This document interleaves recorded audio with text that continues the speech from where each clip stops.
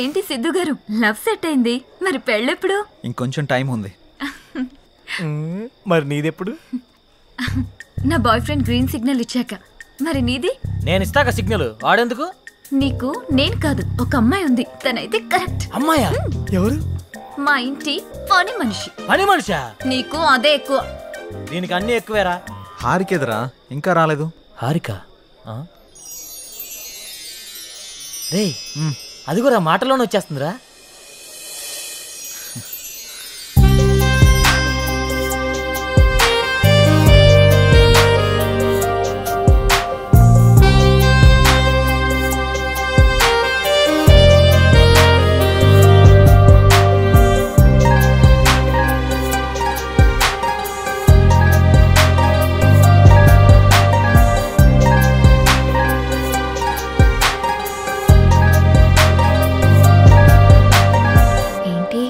మింగేసేటట్టు అలా చూస్తున్నా? ఈరోజు చాలా బాగున్నావు హారిక. అంటే? చాలా కొత్తగా ఉన్నావు. కొత్తగా అంటే? ముద్దొచ్చేలా. అవునా? అయితే ముద్దు పెట్టుకో. ఇక్కడ? ఇక్కడే. ఇంతమంది ముందా? అవును, అమ్మాయిల నుండి అప్పుడప్పుడే బంపర్ ఆఫర్స్ వస్తూ ఉంటాయి. ఎలా ఇంతమంది ముందు? నీకు క్లూ ఇస్తా. ఏంటి? ఇప్పుడు టైం ఎంత?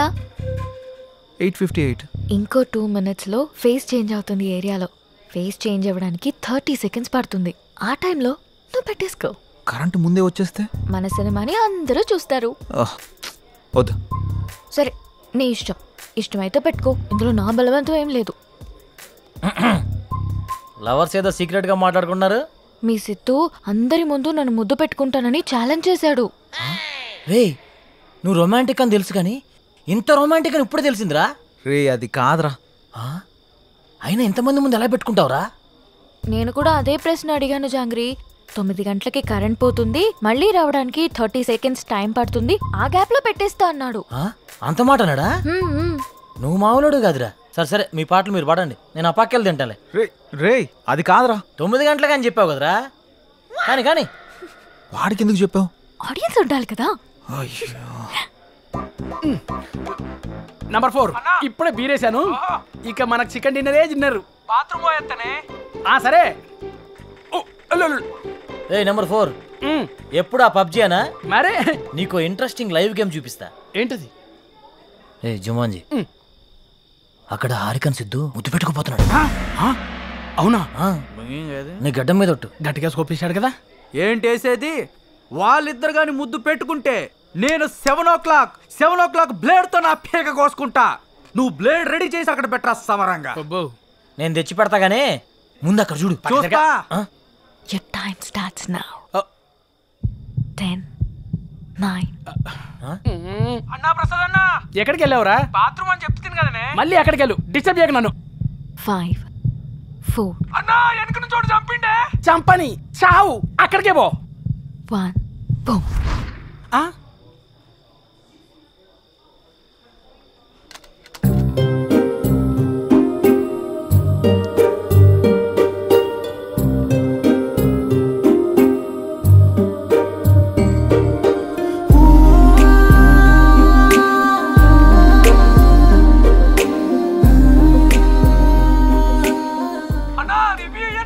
ఇవ్వా మళ్ళీ చంపుతాడే.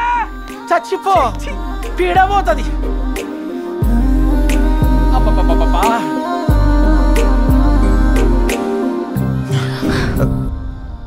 ఎవడ్రా పవర్ ఆన్ చేసింది? 7 o'clock పెట్టాడుగా, బ్లేడ్ తో కోసుకుంటావా? ఏంటి కోసుకునేది? ఆవేశంలో ఉన్నప్పుడు ఎన్నెన్నో అంటుంటాం, కోసుకుంటావా ఏంటి? అది నా పేరు. సారీ, అడబెట్టు. నంబర్ 4 ఇక్కడ మటన్ డిన్నర్ అయిపోయింది, ఫిష్ డిన్నర్ రెడీయా? నంబర్ 4 చచ్చిపోయినా already. Oh my PUBG. I have to start new game. I think ఇక్కడ వాస్తు బాగాలేదనుకుంటా, వేరే దగ్గరికి వెళ్ళి ఆడతాను. నంబర్ 4, నంబర్ 2 ఉన్నావా? Number 2 where are you? I'm coming. రే, నిజంగానే పెట్టేసేవేంట్రా? రే, అమ్మాయే ఆఫర్ ఇచ్చాక పెట్టుకోకుండా ఎలా ఉంటావురా? నువ్వు మామూలుడు కాదురా, మాయలోడురా.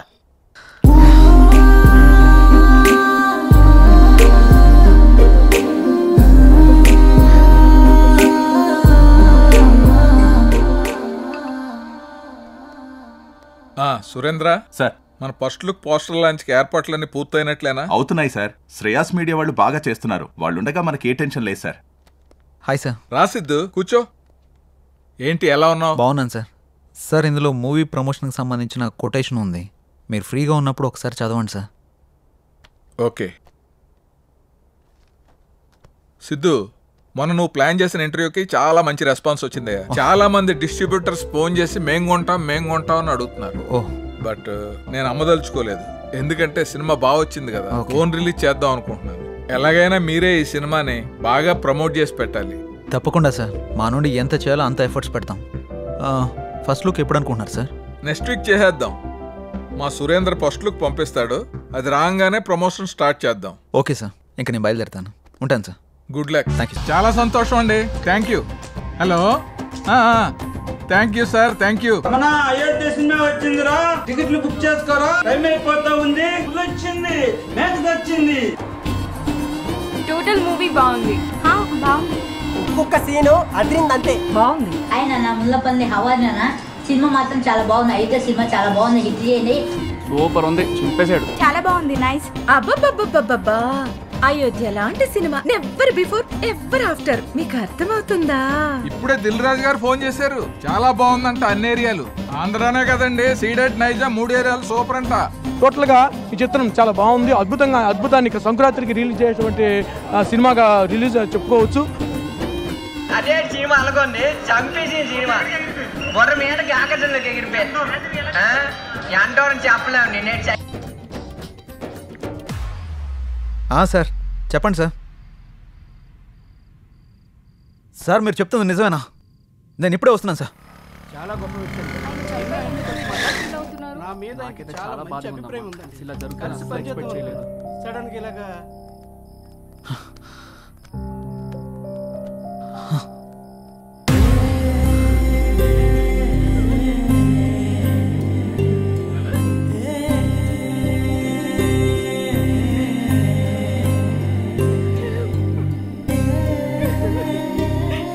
ఏం జరిగింది సార్?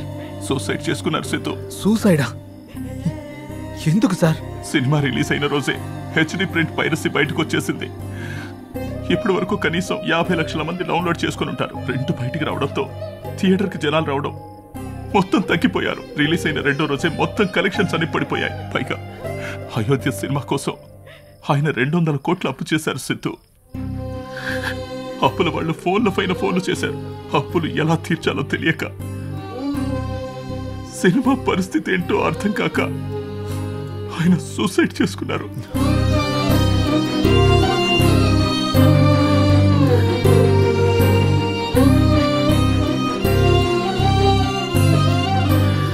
ప్రొడ్యూసర్ సత్యానంద్ గారి హఠాత్ మరణానికి సినీ ప్రముఖులు తీవ్ర దిగ్భ్రాంతికి లోనవుతున్నారు.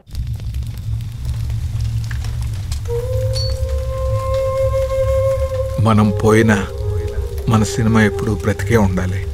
నా ఊపిరి ఉన్నంత వరకు సినిమాలు తీస్తూనే ఉంటాను, సినిమాలు తీస్తూనే పోతాను. పదరా రే, అందరూ వెళ్ళిపోయారా? పదరా. అంత మంచి మనిషి ఇంత సడన్గా చనిపోవడం ఏంట్రా? సినిమా మంచి హిట్ అయింది, అంతా బాగానే ఉంది అనుకునే టైంలో అసలు ఈ పైరసీ ఏంట్రా? అసలు ఆ సినిమా బయటికి రాకపోయింటే ఆయనకి డబ్బులు వచ్చేవి, ఆయన బతికేవాడు కదరా. అంతేరా, మార్నింగ్ రిలీజ్ అయిన సినిమాని మధ్యాహ్నం లోపల పైరసీ చేస్తున్నారా? ఈ ఒక్క సినిమానే కాదురా, ఇంతకు ముందు అత్తారింటికి దారి, గీతా గోవిందం, టాక్సీ వాళ్ళ, ఇలా ఒకటేంటి రిలీజ్ అయిన ప్రతి సినిమాని పైరసీ చేస్తున్నారు. చెప్తాను, చూసేవాళ్ళు చేసేవాళ్ళు అందరూ బాగానే ఉన్నారు, కానీ తీసేవాళ్ళు ఇలా అయిపోతున్నారు. ఇన్ని రోజులు నాకు ఏదో చేయాలన్న వెళుతుండేది, కానీ ఇప్పుడు నాకేం చేయాలో క్లారిటీ వచ్చింది. దీని వెనకాల ఉన్న ఏ ఒక్క నా కొడుకుని వదిలిపెట్టేదే లేదు.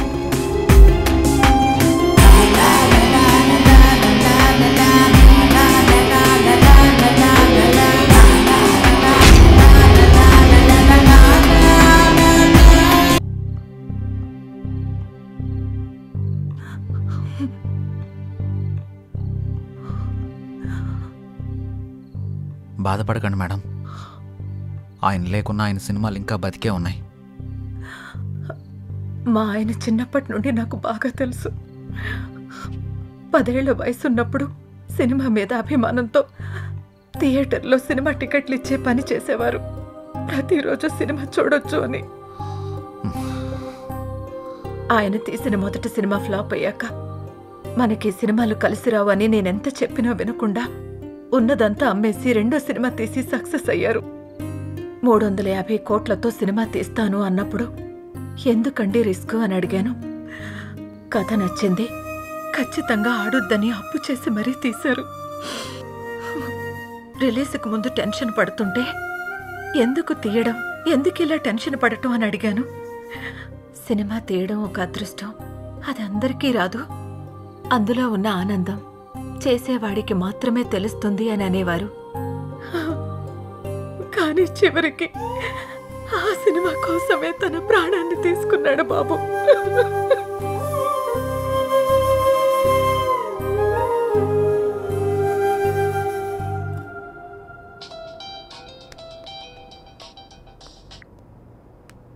హలో చెప్పరా. ఆ సైబర్ టీం వాళ్ళ కాంటాక్ట్ దొరికింది. వాళ్ళకి కాల్ చేశాను. రేపు మార్నింగ్ అపాయింట్మెంట్ ఇచ్చారు. సరే, రేపు వెళ్ళి కలుద్దాం. సార్, నా పేరు సిద్ధు. నేను హెచ్ఎంటీవీలో జర్నలిస్ట్ని. వీళ్ళు నా టీం. మొన్న అయోధ్య సినిమా పైరసీ అయ్యి ప్రొడ్యూసర్ సత్యానంద్ గారు చనిపోయిన విషయం మీకు తెలిసే ఉంటుంది. నాకు ఈ పైరసీ గురించి కొంచెం ఇన్ఫర్మేషన్ కావాలి సార్. ఓకే, చెప్పండి. అసలు ఈ పైరసీ ఎలా జరుగుతుంది సార్? ఈ పైరసీ అనేది పెద్ద మాఫియా. ఇది చాలా రకాలుగా జరుగుతుంది. ఈ థియేటర్స్తో లింకులు పెట్టుకొని వాళ్ళు థియేటర్లో రికార్డ్ చేసి దాన్ని వెబ్సైట్లో అప్లోడ్ చేస్తారు. కానీ ఇప్పుడు కొత్త టెక్నాలజీ వాడుతున్నారు. శాటిలైట్ ద్వారా వచ్చే కోడ్ని హ్యాక్ చేసి ఒరిజినల్ ప్రింట్ని బయటకు తీస్తున్నారు. ఆ తర్వాత ఆ మూవీని సైట్స్లో అప్లోడ్ చేస్తున్నారు. ఐపీ అడ్రస్ని ట్రేస్ చేసి ఆ అప్లోడ్ చేసిన సైట్ని బ్లాక్ చేయలేమా? బ్లాక్ చేయొచ్చు, కానీ ఇది బ్లాక్ చేసిన క్షణంలోనే వేరే డొమైన్ని యాక్టివేట్ చేస్తున్నారు. దీనివల్ల వాళ్ళకేంటి లాభం? లక్షల్లో సంపాదిస్తారు. ఎలా సార్? ఆ సైట్కి వచ్చే అడ్వర్టైజ్మెంట్స్ ద్వారా, వ్యూస్ ద్వారా, డౌన్లోడింగ్స్ ద్వారా సంపాదిస్తారు. వాళ్ళు తలుచుకుంటే మనిషి నీడను కూడా దొంగిలిస్తారు. దీన్ని కంట్రోల్ చేయలేమా? మేము ఎన్ని క్రైమ్స్ కంట్రోల్ చేసినా ఈ పైరసీని మాత్రం పూర్తిగా కంట్రోల్ చేయలేకపోతున్నాం. ఇది సిస్టమ్కి పట్టిన వైరస్ లాగా, బాడీలో వచ్చిన ఇన్ఫెక్షన్ లాగా విచ్చలవిడిగా పాకిపోతుంది. దీనికి స్టార్టింగ్ ఎక్కడో ఎండింగ్ ఎక్కడో కూడా అర్థం కావట్లేదు. ఒక సైట్ బ్లాక్ చేస్తే ఇంకొకటి, ఒక చోట పట్టుకుంటే ఇంకో చోట, ఇలా ఎక్కడ పడితే ఎక్కడ, ఎలా పడితే అలా పైరసీ చేసేసి కష్టపడి సినిమా చేసే వాళ్ళ లైఫ్ని స్పాయిల్ చేసేస్తున్నారు. ఇది ఆగాలంటే కొంచెం టైం పడుతుంది. ఓకే సార్, ఏదైనా అవసరం పడితే మిమ్మల్ని కలవచ్చా? Sure, any time. Thank you sir. Bye sir. Bye sir. మేమిద్దరం కలిసి షాపింగ్కి వెళ్ళి వచ్చే లోపల బండి. రే, అంత ఎక్స్పీరియన్స్ ఉన్న వాళ్ళే ఆపలేపారు, మనం ఎలా ఆపుతాంరా? సంకల్పంతో. రావణాసురుడు సీతను ఎత్తికెళ్ళిపోయాక సీత పోతే పోయిందని రాముడు ఊరుకున్నాడా? హనుమంతుడి సాయంతో రావణాసురుడిని చంపి మరీ సీతను తెచ్చుకున్నాడు. అంటే ఇప్పుడు నువ్వు రాముడు, ఆయన హనుమంతుడా? ఏదైనా కావచ్చు. యుద్ధం మొదలు పెట్టాక ముందుకెళ్లాల్సిందే. ఒక పని చేద్దామా? ఏంటి? పైరసీ ఎలా ఆపాలి అని నా ఇన్స్టాలో పోస్ట్ చేస్తే ఎవరైనా మంచి ఐడియా ఇస్తారేమో. అలాగంత టాలెంట్ ఉంటే నిన్నెందుకు ఫాలో అవుతారు? ఆపుతావా? నా ఫాలోవర్స్ లో 2000 పైగా డాక్టర్స్, 20,000 పైగా ఇంజనీర్స్, 30,000 పైగా ఎంప్లాయీస్ ఉన్నారు తెలుసా? అబ్బో, పెద్ద కౌశల ఆర్మీ ఉందిగా. ఇప్పుడు అవన్నీ కాకుండా దీన్ని ఎలా ఆపాలో ఆలోచిద్దాం. ఓకే, నువ్వు ట్రై చెయ్యి. నీకేం హెల్ప్ కావాలన్నా నేను చేస్తా. Thank you. పదండి. ఇక నుంచి నీ పోస్టులతో జనాలు సాగొడతావుగా.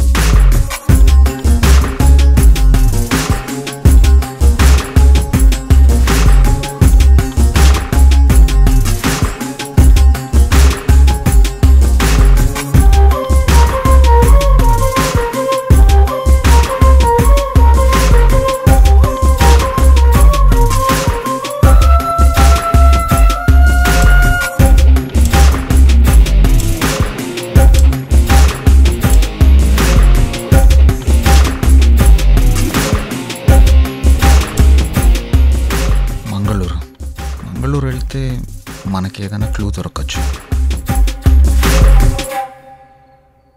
ఎవరో చెప్పుకో. సృజన, తిన్నావారా? ఎవరా సృజన? ఉందిలే. నిన్ను ఎవరు లేరు, నేను ఊరుకునే అన్నాను. ఏంటి రూమ్లో రీసెర్చ్ సెంటర్ పెట్టినట్టున్నా? జస్ట్ ఇన్ఫర్మేషన్ కోసం పెట్టా. అది సరే గాని నీ 4 రోజుల డేట్స్ నాకు కావాలి. మా సిస్టర్కి పెళ్లి సెట్ అయింది. వారం రోజుల్లో పెళ్లి. మన వాళ్ళందరికీ చెప్పాను, అందరూ వస్తున్నారు, నువ్వు కూడా రావాలి. దొరసాని ఆర్డర్ వేశాక దొరగారు రాకుండా ఎలా ఉంటారు? ఇంతకీ మీ ఊరు పేరేంటి? మంగళూరు పక్కన విలేజ్. మంగళూరా? ఏంటి అంత షాక్ అవుతున్నావు? సృజన అక్కడ ఉంటుందా ఏంటి? చిచి, అలాంటిదేం లేదు. ఎప్పుడు బయలుదేరదాం? ఎల్లుండి. సరే వెళ్దాం. ఏంటి లైట్ ఆఫ్ చేసా? నీకు తెలీదా?